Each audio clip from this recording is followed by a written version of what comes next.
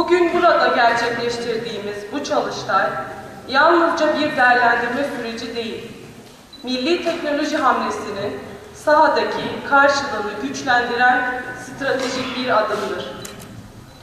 Deneyap teknoloji atölyeleri, gençlerimizin sadece teknoloji tüketen değil, geliştiren, üreten, çözümler üreten ve küresel ölçekte rekabet edebilen bireyler olarak yetiştirmeyi hedefleyen çok kıymetli bir eğitim modelidir. Bu modelin başarısı öğrencilerimiz kadar eğitmenlerimizin, gönüllülerimizin, bursiyerlerimizin ve paydaşlarımızın aynı hedef doğrultusunda birlikte hareket etmesine bağlıdır. Bugün burada yapılacak değerlendirmeler, eğitim süreçlerinden atölye işleyişine, öğrenci motivasyonundan veli iletişimine kadar başlıkta sahadan gelen gerçek verilerle yol haritamızı güçlendirecektir. İnanıyoruz ki bu çalıştaydan çıkacak her bir öneri Deneyap ekosistemine daha nitelikli, daha kapsayıcı ve daha sürdürülebilir bir hale gelecektir. Bugün burada Deneyap Türkiye'nin 2026 vizyonuna katkı sunacak ve geleceğin yol haritasını birlikte şekillendireceğimiz önemli bir çalıştay vesilesiyle bir araya gelmiş bulunuyoruz. Bu kapsamda düzenlenen Deneyap Teknoloji Atölyeleri çalıştayı, mevcut yapının sahadan gelen verilerle değerlendirilmesi ve yeni dönem öğrenci alım süreçlerinin daha etkin, adil ve sürdürülebilir şekilde yapılandırılması amacıyla taşımaktadır. Milli teknoloji vizyonu doğrultusunda teknoloji üretme yetkinliği yüksek bireyler yetiştirmek amacıyla kurulan Deneyap Teknoloji Atölyeleri bugün 81 ilde 131 atölyeye ulaşmıştır.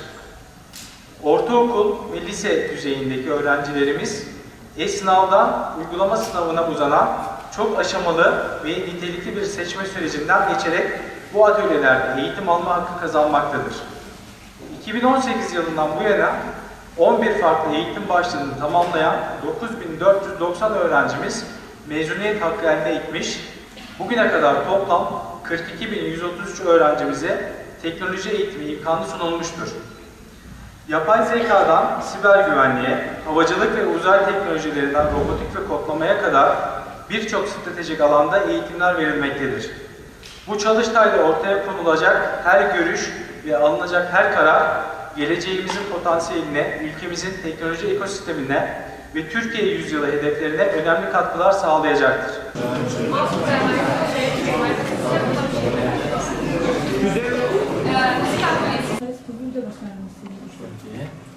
Şimdi vereyim.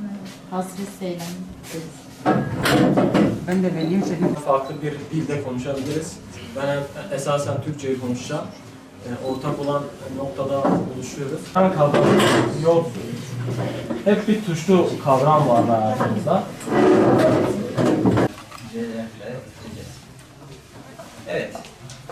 Şimdi sonuçta ben çıkıştan genişlemiş özellikle öğrenci arkadaşlarım söylüyorum. Genişlemiş çalışanıyım. Hepiniz hoş geldiniz. Bugün tüm görüşler, şikayetler. Yani şimdi 2 saatimiz yaklaşık 2 saatimiz var.